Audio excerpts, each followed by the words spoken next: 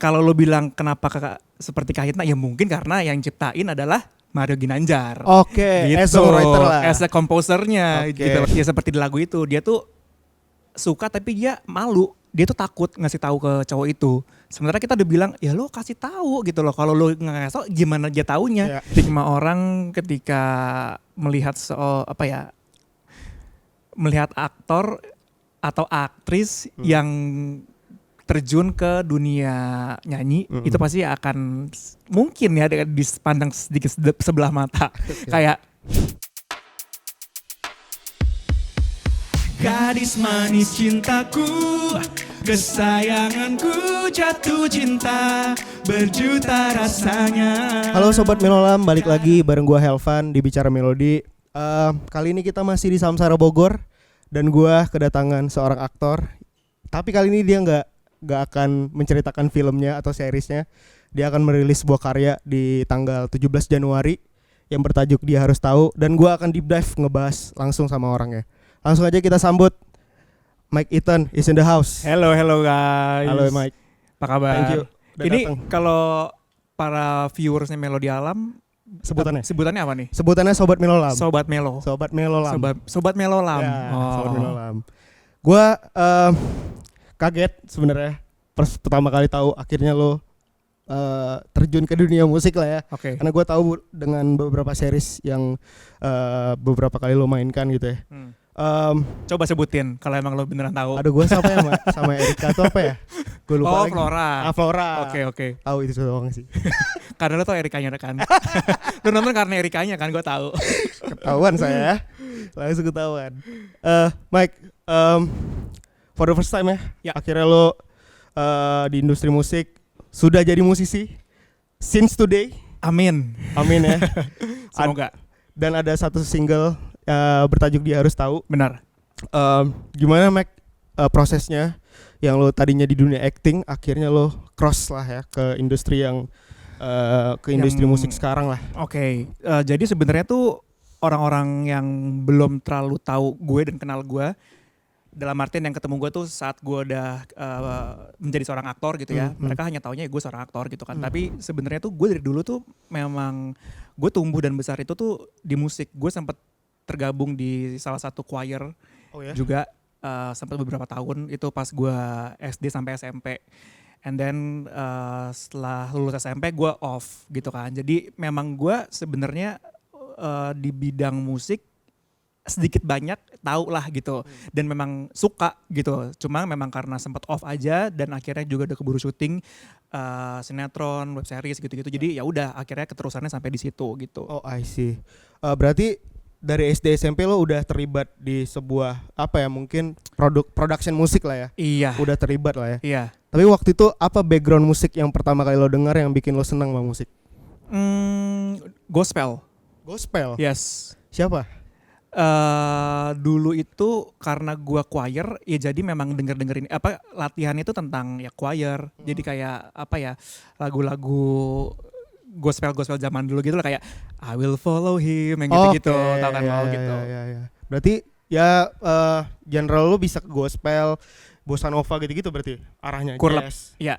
Oke. Not to jazz sih, maksudnya kalau jazz itu kan bicara jazz tuh menurut gue jazz itu tuh sesuatu hal yang musik kayak musik pertama tuh menurut gue tuh kayak jazz. Ya kalau di abang lah ya. Triangle gitu loh gitu. Jadi gue belum setinggi itu gitu. Cuman memang gue mendengarkan beberapa lagu-lagu jazz, dengerin juga gitu. Cuman memang nggak sengulik itu nggak. Gitu. I see. Nah menariknya dia harus tahu, dan gue udah denger ya. Gue udah dapat bocoran duluan kan. Karena gue penasaran gimana sih nih si Mike dengan first debut singlenya lah ya. Gue pas pertama kali denger, sebelum baca press release loh, gue udah ngeh ini arahnya kemana. Oke. Gue pas pertama kali denger, ini sih udah ada warna-warna kahitnanya di dalamnya. Langsung kebaca di intro. Sebelum lu baca press release ya? Gue udah kebayangin nih. Terus pas gue baca ternyata ada seorang Mario, Mas Mario yang terlibat. Gimana ceritanya akhirnya lo bekerja sama Mas Mario? Dan apa Mas Marionya? Jadi Mario ini adalah salah satu dari sekian banyak sahabat gue yang membantu gue di project ini. Jadi bukan hanya Mario aja sebenarnya gitu. Ada Miss Pipit juga, beliau tuh vokal coachnya Amora Lemos anaknya Oh, Mimi Accidenti. Kade. Ya, ya. Ya, terus banyak lah dia banyak megang artis juga. eh Kalau lo bilang kenapa kakak seperti Kahitna, ya mungkin karena yang ciptain adalah Mario Ginanjar. Oke, Gitu, as songwriter lah. as a composernya Oke. gitu loh. Jadi mungkin ada serat-serat Kahitna yang keluar di lagu itu gitu. Gitu. Ya kalau memang udah as a songwriter sih ya udah fix, udah ya memang arahnya mau ke sana kan gitu. Cuma gue ngerasa nuansa-nuansanya ini memang dibangun tuh kayak lagu romansanya Kahitna. Dan lo sendiri memang pendengarnya Kahitna. Lebih tepatnya gua ngefans sama Mas Yofi sih. Oke. Ngefans gue banyak banget terinspirasi sama karya-karyanya dia gitu. Jadi ketika Mario ngeciptain lagu ini dan gue dengerin, gue suka gitu. Maksudnya ya udah kita garap aja gitu. Ya, memang udah ya memang karena lo mendengarkan ya udah klop lah ya secara mau direction musiknya seperti apa Iya, ya. dan secara soulnya pun juga ya karena gue banyak dengar lagunya Mas Yofi. Ketika gue recording kayak mendelivernya itu pun juga nggak sesusah itu karena memang kayak gue tuh kira-kira tahu nih nembaknya tuh kemana nih gitu loh. Karena memang udah kayak di apa ya, di alam bawah sadar gue tuh nyanyinya harusnya seperti ini nih gitu. Ya. Oke. Nah, menariknya nih si lagu ini adalah sebuah pesan ya dari Betul. seorang kakak untuk seorang adiknya. Iya. Apa sebenarnya yang mau disampaikan di lagu Dia Harus Tahu ini? Jadi gini, banyak banget ya. Ini gue nggak tahu kenapa sih ya. Sebuah stigma mungkin masyarakat Indonesia pada umumnya ya. Pada umumnya gue nggak bilang semuanya, gue nggak menggeneralisir, tapi mayoritas itu kalau cewek-cewek suka sama orang, sama cowok, itu pasti tuh dia merasa malu dan dia takut ngungkapin.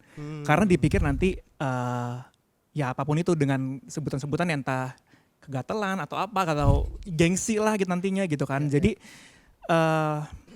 gue kayak mau mengencourage para wanita di luar sana, cewek-cewek di luar sana, kalau lo emang suka sama orang, ya lo just say it gitu. Maksudnya ngomong aja, siapa tahu emang si cowok itu juga suka sama lo. Malah si cowok itu yang tipikal yang pemalu, lo yang mungkin yang pemberaninya. Go for it gitu. Yeah. Ini kayak apa ya? Memperlihatkan sisi wanita tuh harus berani lah ya. Benar. Mengekspresikan sesuatu ya. Yes. Itu yang mau lo ungkapin. Itu yang mau gue ungkapin. Dan sebenarnya juga lagu ini juga ada ceritanya juga. Kenapa lagu ini ceritanya seperti ini, ada juga cerita di balik itu. Oke, gue breakdown satu nih. Mas Mario as a songwriter. Ya. Ini apakah ide ceritanya dari lo pribadi atau gimana? Atau hasil dari brainstorm? Cerita lagunya based on true story. Oke. Dari sahabat kita juga. Coba deh. Gitu. Jadi sahabat gue sama sahabatnya Mario itu dia emang suka sama orang ceritanya nih. Ya seperti di lagu itu, dia tuh suka tapi dia malu. Dia tuh takut ngasih tahu ke cowok itu. Sementara kita udah bilang, ya lo kasih tahu gitu loh. Kalau lo nggak ngasih tahu, gimana dia taunya? Yeah. Kalau enggak, maksudnya ketika dia nggak ngasih tahu, dia galau sendiri, nangis segala macam. Yang menurut gue itu lo nggak fair buat diri lo sendiri gitu loh. Kecuali kalau lo ditolak, lo nangis, it's okay. Tapi kalau misalkan lo bahkan you don't even try, tapi lo udah kayak galau sendiri, nangis sendiri, lo kayak kemakan dengan kepikiran lo, coy. Gitu. Ya.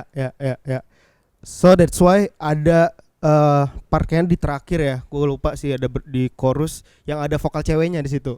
Itu sengaja memang dimasukin itu biar kayak saut-sautan atau gimana? Konsep? Enggak, awalnya itu idenya, jadi gini, gue merasa bahwa ini kayaknya, ini kan pop banget kan. Gue tuh kayak pengen gue bikin kayak gado-gado gitu loh, tau gak? Jadi kayak, ini kayak lucu ya kalau dibikin rap, tadinya gitu. Oh, mau dibikin tadinya rap? Nih si part yang itu nih kayaknya lucu deh ini kalau dibikin rap gitu. Tadinya nggak ada part itu. Terus siapa ya gitu kan. Terus masuklah beberapa nama gitu kan. Terus setelah dipikir-pikir, tapi kayaknya kalau terlalu jauh banget nanti takutnya nggak nyambung, atau kayak seolah-olah kayak gue terlalu berani banget baru single pertama, kayak udah terlalu explore gitu. Jadi oh ya udah deh, kita akhirnya yang biasa gitu, tapi tetap dengan kita masukin filler suara cewek di situ gitu. Dan akhirnya gue memutuskan untuk memilih Rizky Mahrani ini untuk ada di single gue. Kenapa dia? Karena gue merasa dia tuh apa ya, talenta yang menurut gue bagus di industri ini, dan gue pengen orang-orang tuh bisa melihat itu. Jadi gue nggak mau hanya orang-orang tuh melihat cuman yang udah ada sekarang, tapi hey banyak sekali loh talent-talent yang muda-muda yang berbakat dan gue pengen ngajak juga gitu loh. Oke. Berarti berdasarkan bakatnya dan kecocokan dengan lagu lo juga ya, karena dimasukin si vokal cewek. Karena gitu. suaranya dia menurut gue sangat pas banget, karena kalau lu dengerin itu kan kayak dia ada sedikit-sedikit genitnya dan itu menurut gue susah banget nyari yang kayak gitu gitu loh. Yang bagus banget banyak. Tapi yang khas seperti dia, yang seperti yang gue mau itu ya dia gitu. Langsung ketemu lah itu ya, antara karakter vokal dan musiknya lo ya. Oke, menarik. Ini kan lagu upbeat ya? Ya, lagu upbeat gitu ya. Ya pop upbeat lah ya. Tapi gue mendengar sentuhan terakhir yang ada saksofon ya. Yes. Itu juga ada cerita juga, Van. Itu ada ceritanya juga. Jadi ini musik udah dibikin nih. Yang bikin musiknya tuh Miss Pipit sama Ferdi namanya ada. Ini produser berarti? Sorry. Music produsernya. Oke. Terus udah gitu, pas selesai, gue mendengarkan banyak musik kan. Dan gue ngefans sama salah satu artis muda juga. Dan gue emang kenal. Bahkan sebelum dia memulai karir di musik, gue udah kenal sama dia. Raffi Sudirman. Oh, Raffi. Menurut gue dia talent muda yang sangat berbakat sekali, dan bang lagunya dia menurut gue taste-nya tuh bagus-bagus gitu. Nah, gue ngedengerin lagunya dia yang sama si Malik dan yang Raffi yang Heaven. Malik ya? Heaven ya. Nah, saksofonnya itu justru gue terinspirasi dari dia. Gitu ketika gue dengerin, ini catchy banget ya si saksofonnya. Gue akhirnya bilang ke Miss Pipit, Miss, gue bisa nggak masukin si saksofon kayak gini di lagu Dia Harus Tahu. Gue bilang gitu. Kayak bisa aja sih. Ya udah akhirnya masuklah di situ gitu. Oke. Tapi itu Raffinya juga terlibat? Enggak. Oh enggak. Cuma inspired by aja. Inspired by dia aja gitu. Oke. Di proses workshop pasti kan lu ada brainstorm lah ya sama Mas Mario dan beberapa produser. Ada nggak beberapa perubahan-perubahan yang terjadi pada saat lo workshop? Entah lo punya input kayak melodi, kayaknya enaknya diginiin deh, lirik enaknya diginiin. Lo ada sampai ke dalam situ nggak sih? Ya itu ya ada dong, yang kayak si saksofon itu kan tadinya nggak ada. Gue sempat acak-acak lagu itu sih. Oh sempat lo acak-acak? Bukan, maksudnya acak-acak dalam artian yang tadinya nggak ada suara cewek, ya kan nggak ada suara Ii. Gue panggilnya Ii. Akhirnya ada suara dia. Terus yang tadinya nggak ada si saksofon itu, gue masukin saksofon itu gitu. Jadi kayak memang pengen gue pengen ada turut andil dalam lagu ini juga, bukan hanya sebagai pengisi si penyanyinya gitu. Oke. Menarik sih, menarik. Lo for the first time di sebuah, maksudnya punya lagu sendiri dan lo udah berkontribut yang cukup banyak kan sebenarnya itu dengan sedikit mengobrak-abrik lah ya, dalam tanda kutip lah ya. Okay. In a good way. Kedepannya lo akan mengeluarkan karya-karya yang seperti ini lagi sih, nggak sih, Mac? Atau lo akan mencoba ekspor di gospel?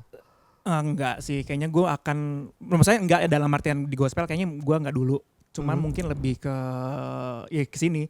Mungkin gue akan mengeluarkan karya-karya lagi pastinya, gitu. Tapi gue penasaran sih, setiap aktor yang akhirnya terjun ke dunia musik, dia dengan basicnya aktor gitu ya. Rasa yang lo akhirnya sampaikan dari lo di acting ke musik ada nggak yang bisa diimplementasikan? Atau tuh dua hal yang berbeda? Menurut gua itu suatu hal yang berkesinambungan. Dalam artian ketika lo membaca sebuah lirik lagu itu, ketika lo menyanyikannya dalam artian lo hanya ngebaca dan lo merasakan, itu sangat beda banget. Sama aja kayak ketika gue acting, gue baca skrip, kalau gue hanya sekedar menghafal, ya gue bisa. And gue rasa semua orang pun juga bisa melakukan itu gitu kan. Cuman yang susah adalah gimana caranya itu mendeliver sebuah cerita atau sebuah lirik masuk ke dalam lagu supaya bisa dirasakan sama orang. Menurut gue itu adalah challenge yang sangat yang harus semua para pelaku itu lakukan gitu. Kayak misalkan kayak gue nggak bilang berarti gue berhasil, no. Justru itu adalah challenge gue. Gimana caranya gue bisa mendeliver sebuah lagu itu nyampe ke orang-orang gitu. Ya. Ini kan industri musik kan sebuah challenge lah ya di diri lo ya. Ada rasa takut nggak sih lo ketika lo cross gitu? Ada dong. Apa salah satunya? Kan karena lo udah terbranding ya lo aktor gitu. Ya, itu sebenarnya. Jadi yang gue takutkan adalah stigma orang-orang. Stigma orang ketika melihat melihat aktor atau aktris yang terjun ke dunia nyanyi, itu pasti akan mungkin ya dipandang sedikit sebelah mata. Kayak ngapain nyanyi gitu, emang lo bisa nyanyi kan kayak gitu kan gitu. Cuman nggak apa-apa sih menurut gue, itu hal yang wajar gitu kan, karena memang pemikiran orang kan kita nggak ada yang bisa nggak bisa kontrol, nggak bisa kontrol gitu.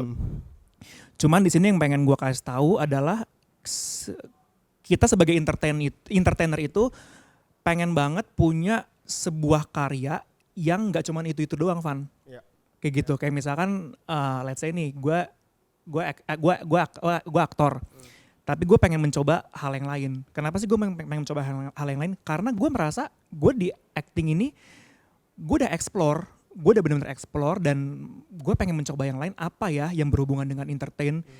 Ya gue sekarang mencoba untuk dinyanyi. Toh gue juga sempat ada background di musik juga kok gitu. Jadi bukan yang kayak benar-benar mentahan banget gitu. Dan menurut gue justru, dan ini juga challenge buat para orang-orang, buat teman-teman aktor dan artis yang mulai seperti gue. Ini tantangan buat kita untuk membuktikan orang-orang itu semua kalau kita bisa gitu loh. Gitu. Gue suka mental itu sih. Maksudnya gue orang balik layar ya. Gue bukan orang depan layar. Tapi gue selalu ngelihat, kayak tadi lo soundcheck ya, gue ngelihat kayak lo tuh punya apa ya, punya kemauan untuk tahu di balik layarnya. Dari lo tadi maju ke depan untuk ngecek sebuah speakernya, terus nggak semua orang ngecek. Oh, lo ngeperhatiin ya? Gue ngeperhatiin, maksudnya karena gue di belakang layar ya. Gue sedetail itu sih, Van. Gue sedetail itu sampai kadang-kadang Mario dan Miss Pipit tuh gergetan sama gue kayak, lo bisa nggak? Lo jangan ngelakuin ini karena ini bukan kerjaan lo gitu. Tapi gue kayak, gue nggak bisa gitu, karena gue merasa kalau gue di sini it belongs to me gitu. Jadi gue emang harus kayak intervensi di situ juga gitu. Itu memang harus lo lakukan. Apalagi ini kan lo pertama pertama di manggung pertama kali ini kan.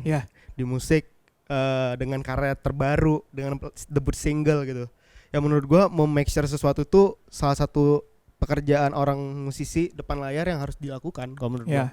Oke. Nice. Oke, tadi kita ngobrol soal apa ya? Mungkin ketakutan ya. Kan pasti lu udah mulai teasing kan? Udah mulai teasing lagu lo kan? Ada nggak stigma negatif yang lo dapat? Untungnya nggak ada, Van. Nggak ada. Positif semua. Thank God, positif semua. Oke. Maksud gue nggak ada yang kayak cibiran-cibiran atau apa gitu, nggak ada sih. Atau belum? Gue nggak tahu. Tapi so far belum. Kan lo nanya kan teasing kan? Kan gue udah teasing nih kemarin. Cuman so far aman gitu. Aman. Berarti momen deg-degannya 2 hari lagi ya? Ini kan tanggal 15 nih. 2 hari lagi kan rilis kan? Tanggal itu 17. Tuh berarti moment of truth. Tapi anyway gue sebenarnya nggak terlalu pusingin apa kata orang sih. To be honest, karena gini, gue nggak mau pemikiran orang-orang itu akan stop gue gitu. Selama gue melakukan hal yang baik, yang gue pikir menurut gue baik dan positif, ya gue akan lakuin gitu. Ya. Gue penasaran, walaupun ini adalah awal karir lo di musik, gue pengen tahu lo ngebayangin apa seorang Mike Ethan di industri musik, future-nya akan seperti apa, dan legacy apa yang mau lo tinggalkan lah. Legacy. Iya, legacy. Kalau dalam bermusik gue pasti ingin menjadi besar. Itu udah pasti. Gitu, karena memang gue suka banget nyanyi. Gue sangat suka bermusik, nyanyi ya, bukan bermusik dalam berarti main alat musik, gue nggak bisa. Oke. Iya, gue legacy yang gue pengen tinggalkan adalah gue seorang entertainer yang memang mempunyai banyak karya dan berkontribusi yang banyak di Indonesia. Itu sih. Oke. Berarti lo pengen dikenal yang gak cuma aktor doang, gak cuma musisi doang, tapi ya seorang entertain gitu. Yang bisa apapun ya. Yep. Oke. Nice. Mencoba. Ya, kan gak ada salahnya. Ya kan? Bener. Oke, gue akan nutup Dia Harus Tahu. Gue akan mengajak lo berimajinasi. Ini selalu gue tanyain. Dan menurut gue ini akan sangat berbeda jawabannya. Pertanyaannya ini, Mike. Gue tuh nonton film Yesterday ya. Oke. Film Yesterday Beatles kan. Ya. Jadi gue pernah kepikiran kalau dunia ini musik itu cuma satu album aja yang menemani hidup gua. Kalau gua sih memilih Beatles ya. Oke. Karena gua penggemar Beatles, gua akan memilih satu album yaitu Rubber Soul. Kalau lo Mike, andai lo di posisi itu, lo akan memilih album apa yang akan menemani hidup lo? Gue langsung jawab Andrea Bocelli Kenapa? yang albumnya Amore. Kenapa album itu? Setiap gue mendengarkan satu album itu, I get so emotional aja. Kayak itu bisa bikin gue happy, atau ketika gue lagi sedih itu bisa bikin gue like literally nangis. Jadi kayak memang gue adore dia banget sih gitu. Karena memang gue suka pop classical. Oh iya, karena gospel tadi ya. Ya mungkin basicnya ya. Bawa Oke, gue belum dengar tapi akan gue dengar. Si siapa gitu. tadi? Andrea Bocelli. Andre Bocelli. Amor, oke. Oke Mike, gue punya rekomendasi melodi. Oke. Melodi Alam tuh punya rekomendasi melodi. Setiap musisi yang datang gue akan bertanya 5 lagu terakhir yang lo dengerin, Oke. yang menginspirasi lo, mungkin termasuk dia harus tahu juga, dimasukin di situ. Siapa 5 lagu ini? 5 lagu terakhir. Yang lo dengerin. 5 lagu terakhir yang gue dengerin. Ini maksudnya yang baru banget kan? Maksudnya nggak yang gue sering lagu. 5 lagu yang gue dengerin adalah lagunya Sania, Pura-pura Tidak Tahu. Oke. Terus itu satu. Terus kedua Raffi Sudirman, Raffi Sudirman. Good Night. Oke. Terus itu lo tau gak sih si Good Night itu tuh bener-bener setiap gue tidur gue sempat suka banget lagu itu kan. Itu setiap malam gue dengerin lagu itu. Repeat terus tuh. Gue repeat, gue pakein si headset itu. Karena dia tuh pas lagi rekaman dia tuh bener-bener cuman udah gitaran biasa doang aja. Nggak ada dipakein apapun nggak. Itu menurut gue sih keren sih. Yeah. Itu. Okay. 2 kan. Terus Cigarette After Sex. Ush. Hormat sih kalau itu. Itu berat ya? Hormat. Oke. Cigarette After Sex yang mana nih? Yang Cry. Oh, Cry. Okay. Apologize. Album lama ya? Hah? Album lama tuh ya? Cry. Album lama. Okay. Album lama. Itu terus Maroon 5. Maroon 5. Gue suka banget Maroon 5 juga. Itu juga salah satu inspired gue juga di dia harus tahu. Maroon 5 yang mana, Mike? Sunday Morning? Enggak, gue suka yang apa sih itu pernah gue terakhirin? Bukan Sunday Morning. Wonder. Oh, oke. Ya. Wonder. Maroon 5, oke. Maroon 5, terus One Republic. One Republic. Run. Ya. Terus sama itu Andre Bocelli. Andre Bocelli, Amor ya. Tapi by the way, gue lebih seneng ini ya. Gue lebih seneng Adam Levine sendiri dibandingkan Maroon 5. Gue juga loh. Iya serius. Pas nonton Lost Stars itu anjing, gue sampai sekarang masih gue dengerin. Tapi emang dia maksud gue nggak tahu kenapa kayak lebih keluar gitu nggak sih auranya? Iya kan gitu. Kayak memang lo tuh penyanyi solo gitu. Iya. Tapi lo udah lo dipaksa ngeband aja. Iya. Ya, ini pendapat gue. Dan anyway gue pas lagi setiap gue nonton Maroon 5 juga gue sebenarnya kayak beranggapan ya gue lagi nonton Adam Levine sih. Iya kan. Jadi kayak yang paling terakhir tuh Adam Levine gitu. Yeah. Gue sampai sekarang nggak tahu personil Maroon 5 siapa aja. Saking gue seneng sama dia. Padahal gue suka banget loh sama Maroon 5.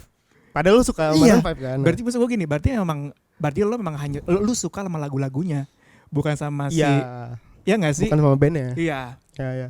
Tapi gue paling pertama kena tuh pas film Lost Stars tuh Begin Again. Begin Again itu gue nempelnya. Anjing lu bikin Lost Stars tuh gila sih. Kan itu lebih simpel daripada Maroon 5 kan, gak full band gitu. Tapi ada memang gitu sih Van, gue juga pernah punya pengalaman gitu sih tentang yang lo sama sosok penyanyi lo biasa banget, tapi ketika lo nonton filmnya dia itu lo langsung jadi ngefans. Gue pernah ada. Siapa? Lady Gaga coy. Lady Gaga yang di Joker? No, Star is Born. Oh, Star is Born. Gue tuh, ini sorry ya buat para pecinta Lady Gaga, gue tuh sebel banget sama dia. Okay. Dalam artian gini kayak, apa sih penampilannya gitu banget, walaupun lo memang lo jenius, gue akuin. Cuma pas gue nonton A Star is Born, gue langsung kayak damn girl, lo keren sih, lo jenius sih gitu. Keren banget. Gue jadi langsung ngefans sama dia. Kalau gue Since Die With A Smile. Itu gue. Bruno. Itu yang ngerubah pandangan gue. Mindset lo. Itu gila. Itu gila. Sambil ngerokok gitu kan. Iya. Dia bisa terlihat elegan gitu kan. Iya. Dan keren at the same time. Iya. Oke. Gue banyak banget nih dapat Insight. insight juga dari Mike ternyata. What next nih Mike setelah dia harus tahu? Ya, gue pengen fokus ke sini dulu sih. What next-nya ya pasti akan ada. Cuman karena ini gue memang masih baru di industri musik dan single gue juga nanti baru mau rilis. Jadi mungkin gue masih mau fokus di single gue ini dulu aja sih. Oke. Gitu. Terakhir Mike, apa yang pengen lo sampein di Dia Harus Tahu untuk semua penggemar lo? Be brave and be bold. Dan jangan takut sama kenyataan. Apapun itu hasilnya, you gotta say it. Oke. Sebuah closing statement yang sangat bold ya. Of course. Dari Mike. Nanti Mike juga bakal perform di Melodi Samsara dan akan membawakan si Dia Harus Tahu. Nanti kita bakal nonton Mike langsung yang di Samsara. Nanti juga ada di YouTube di next episode-nya. Buat kali ini kita udah cukup banget ngobrol sama Mike. Mungkin nanti kalau rilis baru gue akan ngobrol-ngobrol lagi ya. Gue pengen lo rilis album sih. Kalau bisa ada fisiknya nih, tempel. Vinyl ya. Vinyl ya. Oke. Mike. Pertama di Samsara ya ntar ya. Yoi. Eksklusif. Hari ini aja kan eksklusif listeningnya di sini kan? Yes, of course. Ya karena kenapa di Samsara? Lo harus tahu juga. Apa? Menurut gue belum menemukan. Ya anggaplah kalau emang gue nggak tahu, anggaplah gue ketinggalan zaman. Cuman maksud gue belum menemukan sebuah cafe yang established dan keren dan memang terkonsep selain Samsara menurut gue. Karena kalau kalian bisa lihat sendiri ini tuh mereka tuh bener-bener apa ya, diatur banget vinilnya gitu, memang konsepnya memang apa ini listening bar lah, listening bar gitu, listening space gitu. Jadi ya gue menentukan gue mau pertama kali perform single gue, ya gue mauin di Samsara gitu karena memang apa ya, align sama inilah, nyambung gitu dalam bermusik gitu. Mike, thank you banget. Thank you. Sekali lagi sukses juga buat Dia Harus Tahu 17 Januari. Jangan lupa Mike bakal rilis si Dia Harus Tahu. Once again Sobat Melolam, thank you banget udah nonton episode gue bareng Mike. Nanti kita ketemu di episode selanjutnya. Bye.